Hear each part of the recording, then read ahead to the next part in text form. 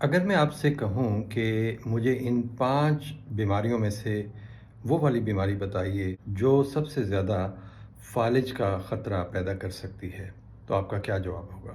غور سے سنیے گا۔ پہلی بیماری ہے کولیسٹرول کی زیادتی، دوسرا ہے سگریٹ نوشی کی عادت، تیسرا مسئلہ ہے موٹاپا، اور چوتھا ہے ڈائبٹیز میلائٹس یعنی شوگر، اور پانچواں ہے ہائی بلڈ پریشر۔ تو ان پانچوں مسئلوں میں سے آپ کے خیال میں کون سا مسئلہ زیادہ خطرناک ہے جس کی وجہ سے کوئی شخص فالج کا شکار ہو سکتا ہے یا اس پہ فالج کا حملہ ہو سکتا ہے؟ آپ کا خیال درست ہے کہ یہ تمام بیماریاں ہی، یہ تمام مسئلے ہی پریشان کن ہیں اور ان کی وجہ سے مریض کو فالج ہو سکتا ہے، لیکن سب سے پہلے جو چیز کنٹرول کرنے کی ضرورت ہے وہ ہے ہائی بلڈ پریشر۔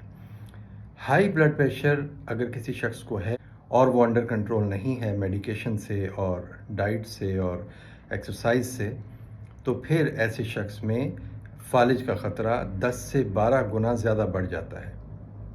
اس کے بعد آ جاتا ہے ڈائبٹیز، سگریٹ نوشی اور موٹاپا اور کولیسٹرول کی زیادتی، لیکن ان میں سب سے زیادہ جو خطرناک فیکٹر ہے وہ ہے ہائی بلڈ پریشر۔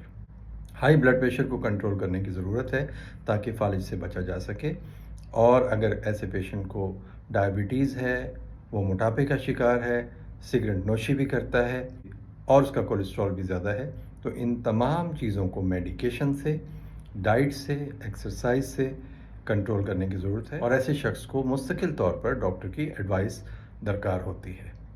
اپنا بہت خیال رکھیے گا۔